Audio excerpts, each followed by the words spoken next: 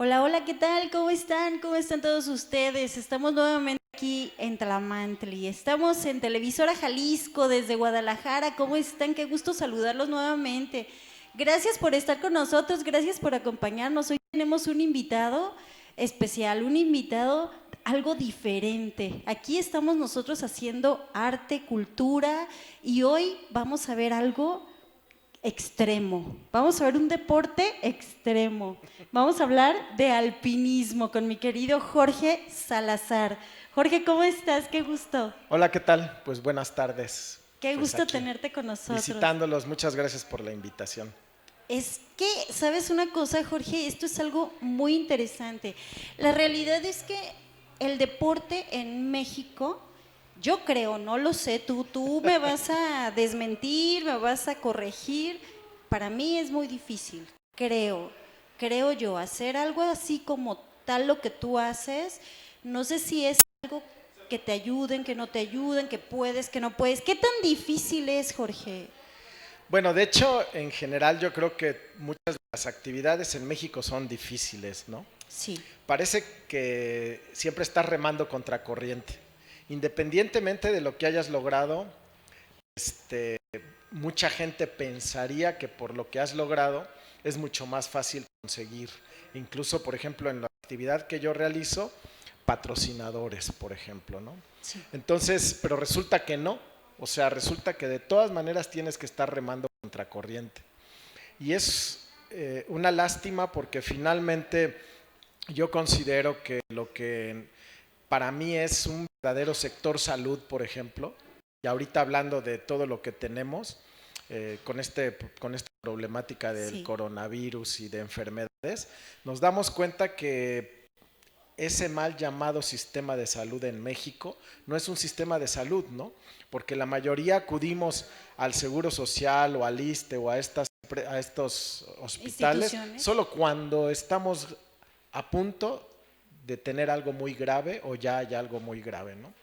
Para mí el verdadero sector salud radica en la nutrición, en el deporte, en prevenir. O sea, no tienes por qué llegar a esos lugares, ¿no? Entonces, cuando te pones a analizar las cosas, te das cuenta de que efectivamente, por ejemplo, ahorita realmente con esto que nos está pasando, no se ha hecho nada. Lo único que se hace es detener, pero los gobiernos, tanto Sí. nacionales como estatales, no están atacando de frente. O sea, no te están diciendo cómo haces para cuidar tu salud. O Ajá, sea, qué cierto, comes, cómo haces ejercicio, cómo te mantienes, cómo tu sistema inmune tiene que trabajar. O sea, no lo hacen.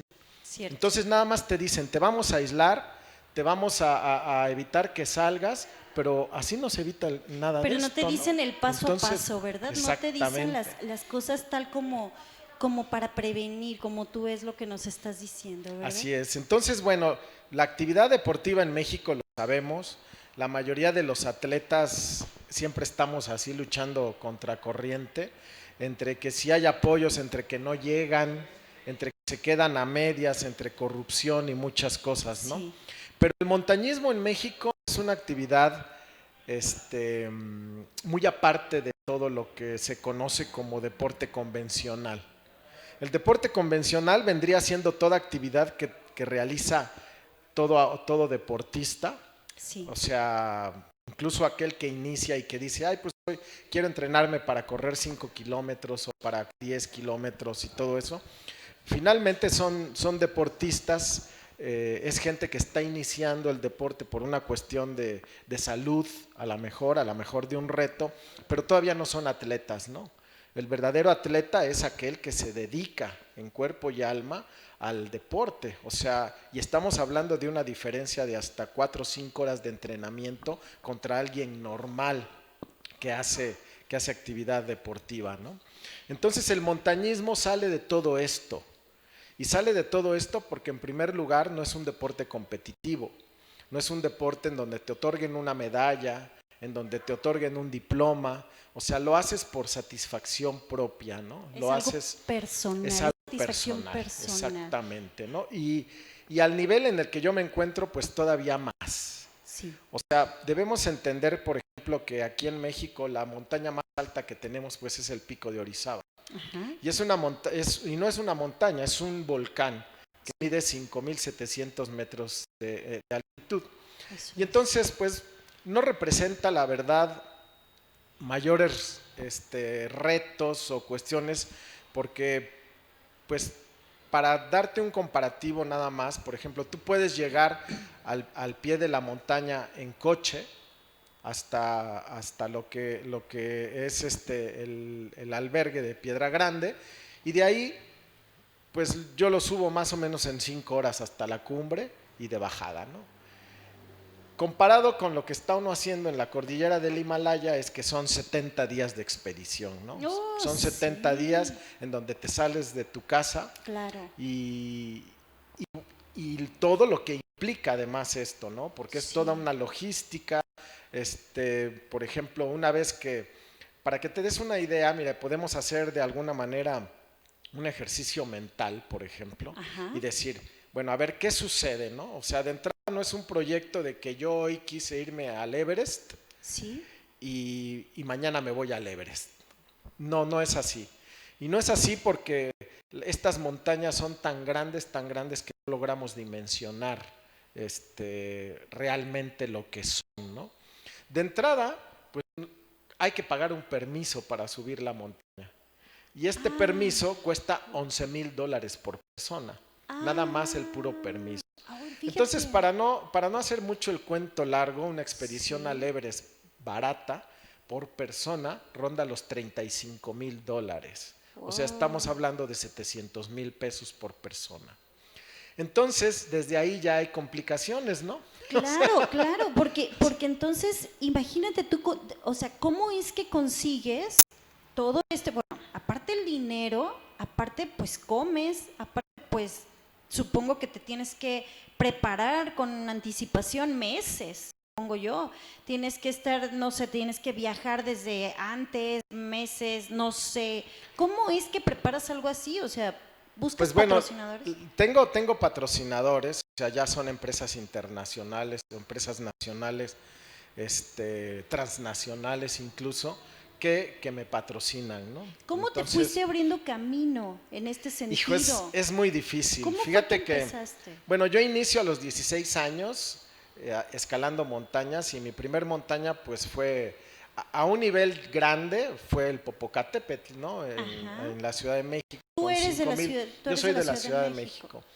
El Popocatépetl tiene 5.492 metros sobre el nivel del mar, y Ajá. aquí es donde inicio yo esta actividad de montaña prácticamente, ¿no? Sí. Después, pues bueno, surgen más retos, inclusive yendo al Iztaccíhuatl como montaña, que pues es bellísima. Sí. Luego lo que es el Pico de Orizaba, pero luego de alguna manera me doy cuenta de que el montañismo me gusta la actividad, me gusta estar, y la lectura de muchos libros de montaña hace que mi mente viaje en algún momento a la cordillera del Himalaya. Ajá. Y entonces, pues, sí tengo muy presente el que de alguna manera tienes que ir subiendo el tono conforme te vas preparando, sobre todo para darte cuenta de lo que eres capaz de hacer en estos lugares. O sea, Sí. un autoconocimiento. Y este autoconocimiento no llega más que estando en el campo de pruebas. Entonces, ¿qué haces? Pues te trasladas a otras montañas, ¿no? En Ajá. este caso, pues tengo la oportunidad de escalar en Perú. He estado escalando en Perú mucho tiempo, también en lo que es en el Cáucaso ruso, y luego de ahí doy el salto a la cordillera del Himalaya. Ajá. La cordillera del Himalaya, pues como sabemos, está entre lo que es China y varios países como la India, entre ellos Nepal, Pakistán. Sí. Entonces es una cordillera muy larga que tiene más o menos unos 3.000 kilómetros de largo, Ajá. y aquí es donde se encuentran las mayores alturas del planeta. Qué Entonces, interesante. incluso hay un dicho que a mí me gusta mucho, y es un dicho que dice que donde terminan todas las montañas del mundo, comienza el Himalaya. Oh, Para que nos demos una idea más o de menos de lo que la es esto, ¿no? dimensión. O sea, la Ajá. montaña más alta de América es el Aconcagua, con casi 7.000 metros de altura. Ajá. Y de ahí, si quieres escalar montañas más altas tienes que viajar a fuerzas al Himalaya. Ajá. Ahí es donde se encuentran todas las montañas de más de 7,000 metros y las 14 montañas más altas del planeta que miden más de 8,000 metros de altura. Ah, Entonces, aquí es donde viene este reto. La primera salida que yo hago a la cordillera del Himalaya es al Cho-Oyu, de 8,200 metros de altitud, ajá. con una expedición española, con Sí. vascos, básicamente. Aquí conozco yo a Juanito Yarzábal, que es un hombre legendario en el himalayismo mundial, como también a Jesús Calleja y a Ajá. otros tantos, ¿no? Pero surge precisamente este gusanito, ¿no? de la montaña, pero lo más importante es que me doy cuenta que sí hay capacidad para poder estar a estas altitudes, ¿no? Para poder trabajar a estas altitudes también. Sí, porque realmente todo cambia a ese nivel, a esa altura, el oxígeno. Me platicabas que es totalmente diferente respirar de Claro. allá, respirar aquí. ¿Qué tan difícil es para ti? ¿Lo has podido hacer? ¿Cómo es que has hecho Bueno, esto? debemos entender que mientras más subes, mientras más nivel de altura alcanzas sobre el nivel del mar, Sí, la cantidad de oxígeno se va reduciendo. ajá, Entonces, por ejemplo, es lo que mucha gente en algún momento conoce como el mal de montaña, el sí, mal de altura. sí, Hay gente que, por ejemplo, viaja de aquí a la Ciudad de México y cuando llega a la Ciudad de México se marean. cierto, Se marean, les duele, sienten náuseas, les duele la cabeza es y cierto. esto es un síntoma de que están aumentando la altitud. Mientras más arriba vayas, menos oxígeno existe y esto es un fenómeno físico. O Sí, sea, tú calculas una atmósfera de presión, que es toda la atmósfera que rodea al planeta, sí, sobre el nivel del mar. ajá. Esto ejerce una presión y hace que las moléculas de oxígeno estén muy juntas y entonces tú a nivel del mar puedas respirar incluso hasta sin esfuerzo Y por la entonces tú misma presión, cómo ¿no? te preparas para esto? ¿Te vas a un lugar especial y lo haces o simplemente, como tú dices, haces el cálculo, a la presión y todo eso y ya sabes a lo que vas? Bueno, Cuando fuiste la primera vez, ¿fuiste de a poquito o te lanzaste? esto, como comentábamos, es una cuestión paulatina, ¿no? O Sí, sea, y comentaba yo precisamente que es un autoconocimiento. sí. Esto es precisamente el darte cuenta de que eres capaz de ¿Hasta dónde aclimatar. llegas? Esta aclimatación, que nosotros le llamamos así, Sí, es la capacidad que tiene el cuerpo para adaptarse a la altitud. ajá. No es una cuestión de condición física.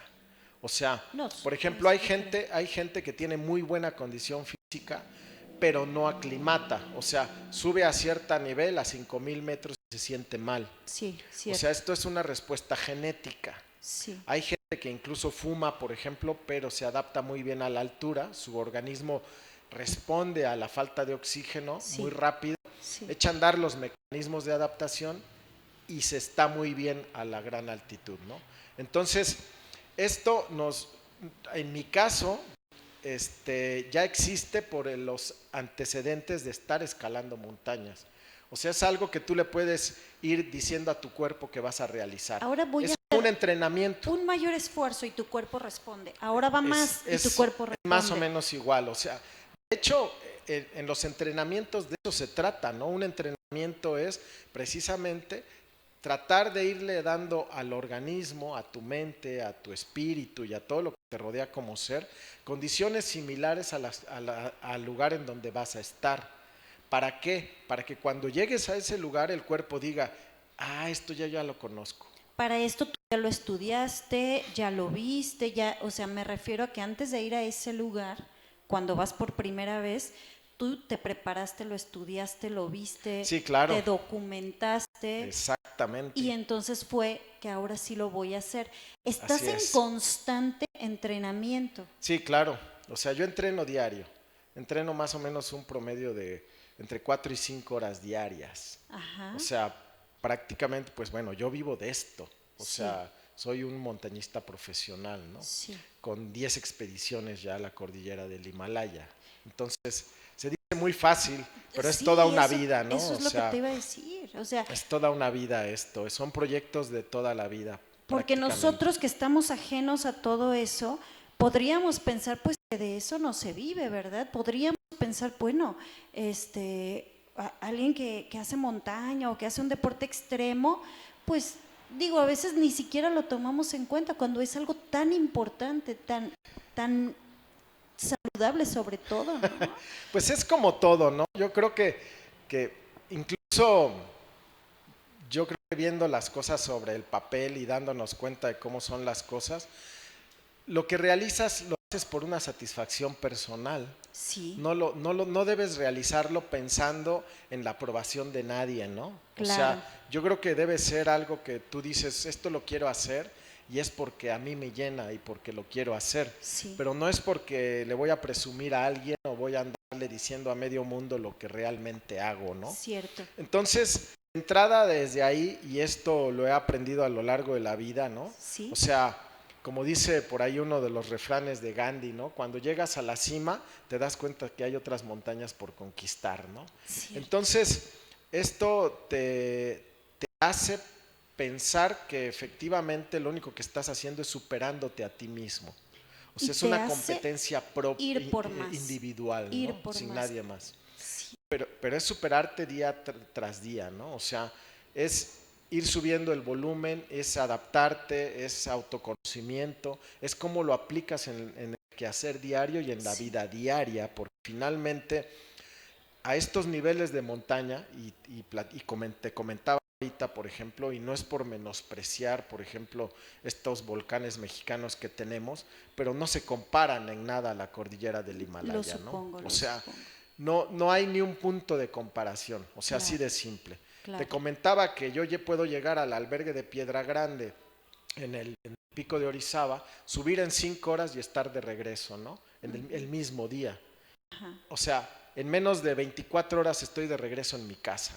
Entonces, que esto para alguien que no sabemos, nada, ¿no? Sería claro. Prácticamente días. Y para que nos demos una idea, en la cordillera del Himalaya, por ejemplo, de entrada para llegar a cualquier montaña de 8,000 metros, lo más corto son 6 días a pie. Wow. O sea, 6 días que tienes que realizar una caminata de aproximación para llegar al campamento base, y luego de ahí el campamento base está situado más o menos a la altura de la cumbre del Popocatépetl, a 5,400 metros sobre el nivel del mar. Ajá. Entonces, ahí el cuerpo ya tiene una reacción fuerte en cuanto a la adaptación, en cuanto a la falta de oxígeno. Entonces, de ahí para arriba hay que aclimatar el cuerpo, o sea, hay que irle diciendo que va a trabajar a más de 7,000 metros de altura. Entonces, esto a lo mejor la gente no lo puede dimensionar, y creo que es importante que todo esto se dimensione, ¿no? Sí. Por ejemplo, a partir de los 7,000 metros existe algo que nosotros denominamos la zona de la muerte. Y es la zona de la muerte porque a partir de esta altitud el oxígeno se reduce a una tercera parte de lo que existe normalmente aquí. Entonces, tienes que acostumbrarte a que todo tu organismo trabaje con esa deficiencia de oxígeno. Pero te acostumbras tú, pero sí hay gente que se lleva el oxígeno. Aquí es donde me dices se aplica tanques, el oxígeno. Utiliza tanques. Así es. Exacto, suplementario. Y a eso vamos ahorita. A eso llega, o sea, tú puedes, pero qué bárbaro. Y entonces, mira, te digo, vamos paso a paso con esto de la zona. Espérame, dame un segundo porque te están mandando saluditos. John Magno dice qué vida tan chingona y que llena de autoconocimiento, eres mi ídolo, dice John Magno. Saludos, gracias, John. Saludos. Gracias por conectarte. Carmen Checa, qué gusto, gracias por conectarse. Cristian Camacho, Gerardo Gildo, Mario Monroy, gracias por estarnos viendo. Jorge, te mando saludos. Gracias, Monse, gracias, Monse, Adrián y a todos que nos están viendo. Saludos para Jorge. Erika, muchas gracias por conectarse. Desde Santa Mónica, California, nos está sintonizando Ramón Vega. Ramón, gracias por conectarte día a día, cada jueves, aquí en vivo. Entonces, Jorge, nos decías, cuéntanos. Bueno, y entonces estábamos comentando precisamente que a partir de los 7,000 metros comienza la zona de la muerte. A partir de aquí, como el oxígeno se reduce a una tercera parte, el andar es muy lento. Entonces, ¿qué es lo que pasa? A partir de este momento, cuando tú das 1 o 2 pasos o 3 pasos, tienes que detenerte a recuperar el aliento. Esto quiere decir que vas caminando y se agita tanto tu corazón por la falta de oxígeno, ¿sí?, que tienes que pararte a recuperar. O sea, son 1, 2, 3, 4 bocanadas de aire para poder recuperarte y otra vez dar otros 2 o 3 pasos. A partir de aquí el avance está dado más o menos en 80 metros por hora. Este es el avance. Para que nos demos cuenta, 80 metros no es ni una cuadra. No. Y esto es lo que avanzamos allá arriba, 1 hora. Entonces, por eso el avance aquí es tan lento, por esa falta de oxígeno. Entonces, aún yendo muy bien entrenado, con capacidades pulmonares, capacidades cardíacas muy grandes, de todas maneras, la falta de oxígeno hace que se ralentice todo tu paso. A partir de los 8,000 metros, el avance está dado en 60 metros por hora.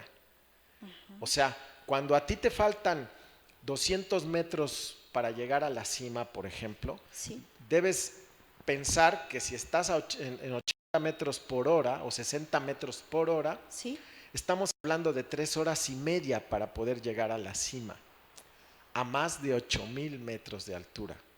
En condiciones extremas, en donde tienes 45 grados bajo cero, por ejemplo, con vientos o rachas de viento de 35, 40 kilómetros por hora, en donde ya llevas más o menos unas 10 horas de estar andando, en donde para poder montar los campamentos de altura traes en tu mochila más o menos unos 25, 30 kilos de peso. Esto quiere decir que dentro de tu mochila, para que la gente dimensione, traes 1,5 garrafones de agua cargando por más de 10 horas.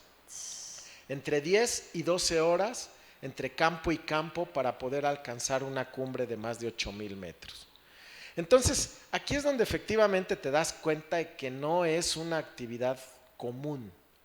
O sea, tú, por ejemplo, puedes llegar y meterte ahorita a lo más extremo que podemos decir como una actividad deportiva, por ejemplo, un Ironman. El Ironman es un triatlón, que está compuesto de natación, ciclismo y carrera. La natación son 3.8 kilómetros de natación, son 180 kilómetros de bicicleta y es un maratón. Todo se hace continuo y la persona que más rápido lo hace en un poquito menos de 8 horas, ¿no? 7 horas y tanto. Pero tiene todas las condiciones a su favor. O sea, estamos hablando de que lo hace a nivel del mar, de que se ha entrenado en estas condiciones, se va hidratando, o sea, son muchas cosas las que existen, ¿no? En cambio, en la montaña no. En la montaña, por ejemplo, lo que te comentaba, ¿no? De entrada te vas a ir 70 días de tu casa. Vas a dormir en una tienda de 2x2, tú solo. Alejado de tu país, de tus costumbres, de tu comida. O sea, hay compañeros con los que estamos, pero normalmente estás solo, se puede decir que estás solo. Tienes que ver por ti. Así es. Y luego sucede, en una competencia normal tú puedes decir, bueno, ya me cansé y me voy. Acá en la montaña tú dices, ya me cansé y ahora ¿qué hago? A lo mejor el decir yo me cansé implica el que te puedas morir ahí. Sí, porque te puedes rendir. O sea, no es tan fácil echarse en reversa. O sea, no es tan fácil el decir, bueno, y pues aquí me regreso, aquí tomo el avión y me voy, ¿no? No, o sea, resulta que tienes que ir cuidándote de tal manera en donde precisamente estas condiciones de, bueno, pues ya me arrepentí y ahora me regreso, no es tan fácil.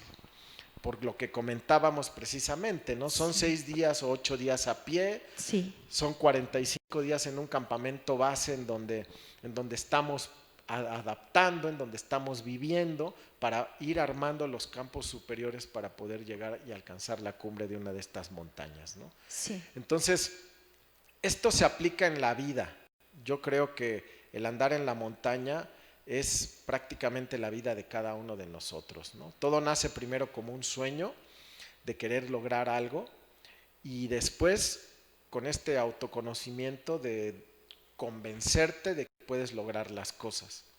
Pero también la ventaja, bueno, no la ventaja, lo que tiene el montañismo es que encierra todo el ser. No nada más es una cuestión física, sino es una cuestión muy mental, pero también muy espiritual y muy emocional. Justo eso te por iba a decir. todos los pasos que das, ¿no? Te preparas para subir, ok, te preparas para irte, me voy a ir 70 días, voy a hacerlo. Ok, ya subiste, pero ya vienes de regreso. Y hay que volver a adaptarnos a lo que ya teníamos. Claro. Hay que regresar a la ciudad. Así es. Hay que regresar con la gente que nos está esperando. Así es. ¿Cómo entonces ocurre que ahora espérame que ya me voy a echar en reversa? O sea, si son procesos muy complicados, en primer lugar, porque cuando tú llegas a una montaña de esta magnitud, lo comentábamos, de entrada es la naturaleza. Sí. No desafías la naturaleza, porque el desafiar a la naturaleza sería tonto. Te desafías a ti mismo. La naturaleza es el pretexto para hacerlo, ¿no? Para medirte a ti mismo, nada más. Entonces hay todo un proceso de adaptación, no nada más físico, sino también mental. Debemos entender que estamos llegando a un lugar al cual no pertenecemos y nosotros somos invasores. Sí. Un lugar que vibra a otro nivel al que estamos acostumbrados normalmente en las ciudades, porque cada ciudad tiene una vibración, cada país tiene una vibración, y entonces estos lugares tienen una vibración. Entonces tú tienes que llegar a adaptarte a esa vibración, tienes que llegar a entender las energías que se mueven en ese lugar. ¿Cómo lo haces? O sea, ¿cómo logras interrelacionarte con el medio para estar en armonía? Exacto. Entonces, aquí es donde empiezas a luchar contigo, ¿no? Empiezas a tener algunos momentos de tranquilidad, de meditación, de tratar de hacer que te llegue la energía para que puedas entender todo lo que hay, hablarte, decirle a tu ser que cuando haya algo te indique, porque además los seres humanos somos tan fascinantes que todos tenemos esto. Sí. Nuestro ser completo nos habla. Lo único es que estamos inmersos en una inercia tan fuerte que dejamos de hacerle caso a nuestro cuerpo, dejamos de hacerle caso a nuestro yo. O sea, normalmente se disparan muchos sistemas de alarma, muchas voces que te dicen qué hay que hacer, qué no hay que hacer, cómo lo debes hacer, pero no lo pelamos, no le hacemos caso. Y no le hacemos caso porque además estamos bombardeados por una serie de situaciones y de momentos en donde te dicen, si no tienes esto no vales, si no estás haciendo esto no sirves, si no entras en esta inercia tampoco. Entonces a la mera hora te dejas llevar por cosas y cuando te das cuenta, si es que en algún momento te llegas a dar cuenta, estás viviendo la vida de otra persona. O no estás siendo tú. O ya te encuentras en un lugar en el que no querías ni estar y ahora lo tienes que hacer y lo haces hasta de malas porque no es lo que te gusta. Porque no es ni siquiera lo que quieres. Exactamente. Entonces es muy importante que así como en la montaña entendamos precisamente que somos seres integrales formados por varios cuerpos que nos hablan y que forman parte de nuestro ser y que esto hace que nosotros seamos precisamente en la vida, ¿no? Sí. Entonces, si lo hacemos a un lado, nunca vamos a entender. Por ejemplo, es un poco como, por decir algo, cuando ves a personas que están corriendo, por ejemplo, que están, según ellos, entrenando, entre comillas, y están metidos con el Walkman o con los audífonos, ¿no? Cierto. Y entonces, para mí esto es muy malo, ¿por qué? Porque lo único que hacen es estar escuchando música que según ellos los motiva. Sí. pero no se dan cuenta de lo que está pasando en su ser, no se dan cuenta de lo que está pasando en su cuerpo. O sea, tu cuerpo se va a comportar de una manera cuando corres 1 kilómetro a cuando corres 40, o a cuando corres 1 hora o a cuando corres 3. Sí. El cuerpo te va diciendo, oye, vas muy tenso de los brazos, suéltalos.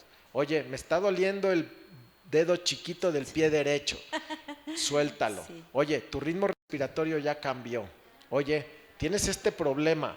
Oye, estás haciendo lo otro. Oye, no lo estás haciendo.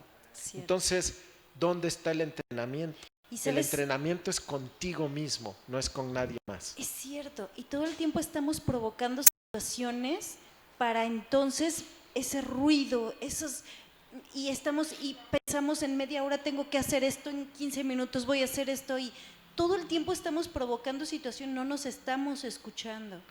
Así es. No estamos haciendo lo que verdaderamente podríamos hacer con nuestro cuerpo, con nuestro ser. Dime una cosa, cuando pasa que en la guerra, los ya veteranos de guerra, entonces, tienen pesadillas, tienen miedo, tienen en la noche solos en casa, ya regresaron, ya se acabó la travesía, estás en casa tú solo, ya se acabó. ¿Qué pasa? De madrugada, despiertas de madrugada, piensas, ¿dónde estoy? Pues sí, eso debe ser algo más o menos similar a lo que nos sucede a nosotros, ¿no? Cuando tú, en mi caso, cuando estás tanto tiempo fuera de tu lugar, de tu casa, de tu país, Sí. Pues llegas extrañando todo también. Sí. Pero lo que te comentaba precisamente era que tú ya tuviste un proceso de adaptación a la montaña, un proceso en donde vienes de sobrevivir. Y esto de sobrevivir, esta palabra encierra muchas cosas, ¿no? No nada más es llegar y a lo mejor, como tú dices, agarrar el fusil y matar a alguien. No, en esto de lo que se trata es precisamente de entender qué está pasando conmigo. Sí. O sea, ¿qué tengo que hacer para estar aquí, para mejorarme? ¿Qué tengo que hacer en la vida para sentirme, para darle un sentido a todo lo que está pasando a mi alrededor? Para entender energías, para entender esto, para entender la montaña, para entender el equilibrio que debe haber dentro del ser humano. Sí. Y resulta que cuando regresas a una ciudad, como nuestras ciudades en cualquier parte del mundo, pues llegas desubicado. En mi caso, cuando yo regreso de una expedición de este nivel, tranquilamente me aíslo del mundo como unos 20 a 30 días. No logro entender, no logro aterrizar muchas cosas, ¿no?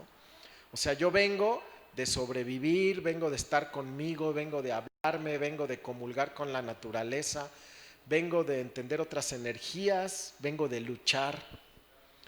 Y cuando llego a una ciudad, veo que se pelean por cualquier cosa. Sí. Que incluso como seres humanos ni siquiera somos capaces de entendernos. Ni siquiera somos capaces de ponernos de acuerdo para las cosas. Y que, como sucede en México, pues no hay peor enemigo para un mexicano que otro mexicano. Sí. O sea, y es muy real. Es el ataque constante. Es un ataque constante en donde ni siquiera como mexicanos somos capaces de unirnos como mexicanos. Nos peleamos entre entidades, nos peleamos entre poblaciones, nos peleamos entre todos, sin ni siquiera lograr ponernos de acuerdo para ir a un solo lugar. Ajá. Entonces sí creo definitivamente que, bueno, parte de lo que nos pasa en todo esto como país y todo eso, pues sí, es parte de nuestra culpa, ¿no? Es cierto. No es culpa de un político, porque al político nosotros lo pusimos ahí. Sí. Somos nosotros los verdaderos culpables de lo que pasa en este país. Entonces yo creo que debemos tener conciencia de tomar esa parte de culpa que nos toca a cada uno y tratar de corregirlo, ¿no? Precisamente, pero sí con un sentido de sociedad, de responsabilidad sobre todo, pero sobre todo algo muy importante, y es algo que a mí en lo personal me gusta en la montaña, que son los valores y principios. Sí.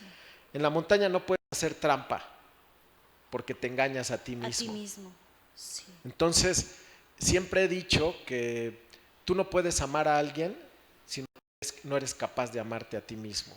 Sí. Tú no puedes vender salud. Un médico, por ejemplo, no te puede vender salud si él toma, si él Si fuma, sale de si parranda. hace deporte, si no hace deporte. O sea, si tú lo ves y dices, puta, este cuate está peor que yo. Cierto. Entonces no te puedes poner en manos de un tipo así. Sí. Entonces, para poder tener coherencia lo tienes que hacer tú. Sí. Entonces, para hablar de honestidad tienes que ser honesto contigo. Claro. Para hablar de salud tienes que estar sano contigo. Sí. Tiene que haber esos principios y esos valores para poder ser. Si no, nunca vas a ser. No vas a poder. O sea, porque si bien tú vas solo en estas expediciones, como tú dices, también hay un equipo, también es un trabajo en equipo. Tengo entendido que llegó un momento en que hiciste un rescate, ¿no? A unas personas que se habían quedado, no sé, atrapadas o se habían quedado en algún lugar, ¿no? bueno, he Algo así. realizado varios rescates a más de 8,000 metros de altura en la cordillera del Himalaya. Sí. Estos rescates pues han sido por condiciones propias del lugar. O sea, cuando llegan los momentos de cumbre, o sea, nos vamos a trasladar, por ejemplo, a estas montañas de 8,000 metros en donde para poder alcanzar la cima tienes que montar varios campamentos de altura. Estos campamentos de altura están situados, por ejemplo, en el Monte Everest. Sí. El campamento base está situado a 5,400 metros de altura. El campamento 1 está a 6,100 o 6,200 metros de altitud. Ajá. Después viene un segundo campamento a 6,400 metros, luego viene un campamento 3 a 7,300 metros y luego viene un campamento 4 a 8,000 metros de altura. Sí. Esto quiere decir que, por ejemplo, la mayoría de la gente que escala este nivel Sí. utiliza lo que tú me comentabas hace un rato, Sí. tanques de oxígeno y gente que los ayuda a subir. Ajá. ¿Qué quiere decir esto? Que yo puedo llevar una cantidad de equipo y una cantidad de material para equipar cada uno de esos campamentos de altura. En Sí. cada campamento de altura yo debo tener una tienda de campaña para dormir ahí, Okay. pero también debo tener una cocineta con gas, o sea, porque voy a cocinar, porque voy a diluir nieve para obtener agua, Sí. debo tener alimentos, debo tener sacos de dormir, Sí. chamarras, lentes, baterías, lámparas, ropa de abrigo, todo lo que conlleva el estar a temperaturas más bajas de 25 grados bajo cero. Entonces, esto, lo comentábamos hace un rato, es estar acarreando equipo en la espalda, casi 25 kilos por viaje, entre el campamento base y el campamento 1. Subes a ese campamento y regresas al campamento base. Dejaste un depósito ahí y regresaste. Okay. Descansas unos 2 días, vuelves a agarrar otros 25 kilos y te vas nuevamente al campamento 1. A lo mejor duermes en ese lugar y regresas nuevamente al campamento base por más cosas. ¿Por qué? Porque el campamento 1 tiene que abastecer el 2, el 2 tiene que abastecer el 3 y el 3 tiene que abastecer el 4. Entonces, tú debes tener 4 tiendas o 3 tiendas de campaña en el campo 1, debes tener 2 sacos de dormir, colchonetas para la nieve, comida para los 4 campos de altura, y entonces por eso es tan lento todo este proceso. Claro. Entonces un continuo subir y bajar, subir y bajar, subir y bajar. Y cada vez que vas haciendo un viaje, vas aumentando la altitud a la que vas durmiendo, para que el cuerpo se adapte a esta falta de oxígeno que comentábamos, a esta altura. Ajá. Entonces resulta que cuando vienen los tiempos buenos, o sea, la meteorología te dice que no va a nevar, que hace poco viento, que las condiciones son favorables para atacar la cima, porque en estas montañas las rachas de viento van a más de 120 kilómetros por hora. Wow. Una tormenta a esta altura pues es la muerte. Sí, claro. Entonces tienes que esperar las condiciones idóneas para poder subir a un campamento a 8,000 metros de altitud. Entonces, cuando se dan estas condiciones y ya tienes tú los 4 campos de altura montados, calculas el día mejor para estar en la cima y te arrancas 3 días previos. Entonces, en un día subes al campo 1, en otro día subes al 2, en otro día subes al 3, en otro día subes al 4.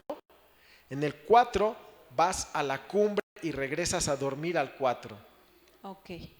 Y de ahí regresas al 3, desmontas, ya vienes desmontando todo lo que utilizaste. Ajá. Llegas al campamento 2, desmontas, llegas al campamento 1, desmontas y te vas al campamento base. Entonces, Wow. por eso es una logística Sí. muy complicada y por eso decía que no es nada comparado con una montaña aquí en México, ¿no? O sea, no hay Definitivamente. para dónde Ajá. hacerse. Y entonces los días de cumbre, Sí. el día que llegas a ese campamento 4 a 8,000 metros de altura y vas a ir a la cima, son los días de mayor riesgo para Sí. todo mundo, para toda la gente que está intentando la cima. ¿Por qué? Por lo que te comentaba de la falta de oxígeno, Sí. los esfuerzos. Para que nos demos una idea, la mayoría de la gente, por ejemplo, en el Monte Everest, del 100% de gente que sube a la cumbre, Sí. el 98% utiliza tanques de oxígeno para subir. Sí. Solamente el 2% no utiliza tanques de oxígeno. Uh-huh. ¿Esto qué hace? Bueno, para que nos demos una idea.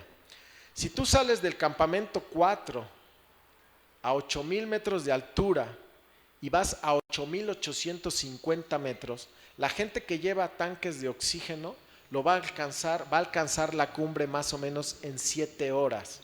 Ajá. O sea, estamos hablando de que vamos a salir a las 10 de la noche, 11 de la noche, y esto quiere decir que más o menos a las 7 de la mañana Sí. o 8 de la mañana están llegando a la cumbre. Una persona que no lleva un tanque de oxígeno está haciendo entre 12 y 14 horas para llegar a la cima. Esa es la pequeña diferencia entre tener el tanque y no tenerlo. No tenerlo. ¿Por qué? Porque finalmente estás mejorando tu condición con el oxígeno suplementario. O sea, estás haciendo que trabaje mejor tu cuerpo, que sienta más calor y por lo tanto puedes ir más rápido. Sí. O sea, estas paradas que te comentaba hace un rato de dar 3, 4 pasos y detenerte a tomar aire, simple y sencillamente no existen cuando llevas el tanque de oxígeno, porque te está abasteciendo de aire, sí. O sea, para poder estar bien. Sí. Entonces, esa es la pequeña diferencia. Entonces, la gente que no lleva oxígeno está muy expuesta a un edema cerebral o a un edema pulmonar por falta de oxígeno. Debemos entender que el cerebro es el mayor consumidor de oxígeno del cuerpo. Sí. Y entonces el cuerpo, cuando se da cuenta que no está llegando el oxígeno suficiente a todo el cuerpo, tiene favoritos. O sea, sabe que tiene que mantener la vida.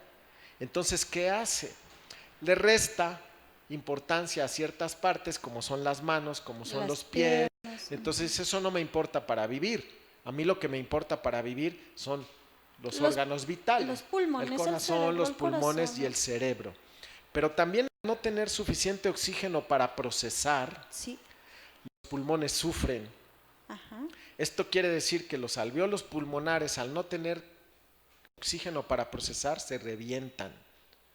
Al reventarse, secretan un líquido y te inundas y te ahogas en tu propio líquido. Claro. Esto con sangre. Entonces empiezas a ahogarte. Sí. Prohibido moverte, o sea, caminar, porque aceleras precisamente el ritmo respiratorio y no tienes oxígeno para trabajar. Te tienen que conectar un tanque de oxígeno para poder vivir. Sí. El edema cerebral es una inflamación del cerebro, en donde el cerebro toca las capas toca el cráneo básicamente, y al tocar el cráneo hay inflamación. Hay inflamación y no tienes manera de pensar lúcidamente. Entonces ya estás tomando decisiones que tú ni cuenta te das que las estás tomando. Claro. Entonces sí es una condición complicada y es una condición difícil, y por eso esos días de cumbre son muy complicados. Esos días de cumbre son los días en donde vamos a encontrar más gente congelada, más muertos, como es normal en cada expedición a una montaña de más de 8,000 metros de altura. Sí. Qué barbaridad, Jorge. Esto es sorprendente, verdaderamente nos tienes encantados. Mira, te mandan saludos, eres grande, dicen aquí, saludos, Gracias, Adriana, gracias, gracias. saludos, Adriana Salazar. No sé si es tu prima. No, No creo. Cristi, saludos, muchas gracias. Ishel Martínez, mi pareja. saludos, saludos a Ella es mi Ishel. pareja y no Sí, pudo sí, venir. sí.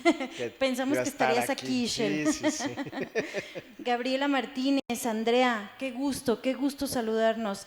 René Mendoza, Yolanda Reyes del Toro. Pues mucho René gusto. manda aplausos, aplausos. Gracias, gracias, gracias. Yolanda también. Eres Pues muchas gracias. admirable, Jorge. Esto es algo que verdaderamente en muchas ocasiones nosotros desconocemos. Nosotros no sabemos verdaderamente la capacidad que deben tener ustedes, como tú me lo estás diciendo, para prepararte, para adaptarte, para estar contigo mismo, ¿verdad? Así Es una situación que verdaderamente no debe ser fácil. No, nada fácil, son procesos. Por ejemplo, ahorita precisamente que tocábamos el punto de Shell, ellas, por ejemplo, ellas se quedan en casa, ¿no? Sí. Entonces, cuando tú estás en el aeropuerto, por comentarte, Sí. cuando yo llego al aeropuerto de la Ciudad de México y voy a volar ya hacia la zona de montaña, y por ejemplo van mis hijas, que tengo dos niñas, Sí. yo soy divorciado, Sí. Giselle pues ahorita es mi pareja. Sí.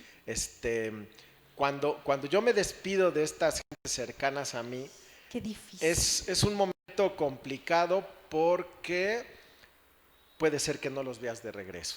Claro. O sea, Claro. te estás despidiendo sabiendo que puede haber muchas cosas por las cuales no vas a regresar. Claro, claro. O sea, sobre todo que escapan de ti. Sí. Hay cosas que no puedes controlar, Sí. como las avalanchas, como el clima, como ese tipo de cosas, ¿no? Entonces, por lo tanto, debes ir con una mente muy abierta, Sí. para saber en qué momento cortar por los sentimientos, por las cosas, porque también si los traes arrastrando no te dejan mover a tu entera satisfacción, ¿no? Sí.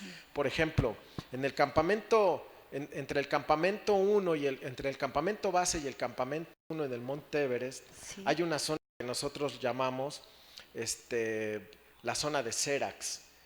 Es una zona que nosotros denominamos el circo occidental, y es una zona de grietas. Ajá. Es una zona de grietas, y para que la gente se lo pueda imaginar, Sí. haz de cuenta que tienes en un bol un montón de palomitas de maíz. Ajá. Y todas esas palomitas de maíz son bloques de hielo. Ah. Y todos los huecos que hay entre las palomitas son Sí. grietas. Es ahí por donde tienes que caminar. Qué barbaridad. Y es ahí donde se montan las escaleras para poder pasar de un lado a otro. Ajá. Hay momentos en donde te paras en la punta de una palomita de maíz, Sí. y la palomita de maíz se mueve para todos lados, Sí. y tienes que brincar a la siguiente palomita de maíz. Y luego llegar a otro punto en donde tienes una Estabilizar. cantidad de 10 palomitas amontonadas, pero que pueden caerse en cualquier momento y romper la ruta por donde tú vas. Qué barbaridad. Entonces, esta zona es la más peligrosa del Monte Everest. Sí. Es una zona que tardas en pasar más o menos unas 8 horas. Sí. 8 horas con equipo, con escaleras, con cuerdas fijas, con todo ese tipo de cosas. Entonces, por ejemplo, a mí me tocó en una ocasión un tramo de escalera para cruzar una grieta en donde había 10 tramos amarrados para poder cruzar a manera de puente. Ajá. Cada tramo de escalera tiene 2 metros de largo. Entonces estamos hablando de que la grieta tenía como 20 metros de ancho. Entonces, cuando tú te montas en esta escalera para cruzar de un lado al otro, Sí. y llegas a cierta altura sobre esa escalera, la escalera se mueve como un puente. Ajá. Se mueve para todos lados, lateral y también de manera vertical. Qué barbaridad. Pero ese no es tanto el problema. El problema es que estás cruzando la grieta. Ajá. Y ves la grieta y no tiene fondo. se pierde en el azul profundo. O sea, es un hielo que al principio se ve blanco y después empieza a verse azulado hacia el fondo y no le ves el fondo. Oye, Entonces, Jorge, imagínate lo que pasa por tu mente cuando en algún momento tú dices, tengo que cruzar por ese lugar y, y me voy a caer, porque también ese es un pensamiento lógico claro, que claro. luego tenemos todos, por ejemplo, cuando ejecutamos cosas, ¿no? Sí, En vez de sí. pensar y decir, no va a pasar nada. Sí, pero lo tuyo sí, vaya que es extremo. Gerardo Gildo, manda saludos. Gildo, algo así. Ah, ok. Hola. Nos manda saludos, gracias. Gracias Gerardo por conectarte, por estar con nosotros. Oye, Jorge, ¿has perdido compañeros? Sí, claro. ¿Te ha tocado? Sí, sí, o sea, bueno, ya no tengo algunos amigos conmigo que han fallecido en la montaña, precisamente, y que ha sido muy duro dejarlos ahí y reponerte. Sí, O caray. sea, sabemos el riesgo, estamos plenamente conscientes del riesgo, y le comentaba precisamente a Ishel que no hay nada más triste para mí, por ejemplo, que ver a a un ser humano luchar como Por, luchas en la montaña claro, por estar vivo, por por mantenerte vivir. vivo y al final perder. Y al final perder para mí es perder algún miembro o no regresar. No la cumbre, ¿eh? La Sí, cumbre es un mero trámite y un premio. sí, O sí, sea, sí. la verdadera pérdida es cuando te falta algún miembro o cuando ya no regresas a casa. Era lo que decíamos. Eso es el éxito de una expedición a este nivel, Sí, es cierto. regresar a la casa. Regresar a casa. Era lo que Ese es el decíamos, que éxito. aquí no podemos decir, bueno, pues me regreso, no. Aquí te rindes y se acaba. Así es, Y es porque lo decidiste así, exactamente. ¿verdad? Y entonces, pues, por eso comentaba que es una serie de sentimientos también muy fuertes Sí, que tienes que ir enfrentando y de miedos que tienes que ir enfrentando, porque el miedo no desaparece. El miedo siempre he dicho que es algo que te está diciendo que hay un sistema de alarma que te está diciendo que algo no está saliendo bien, ¿no? O que hay que sí. poner todo tu ser en lo que estás haciendo para que se dé bien.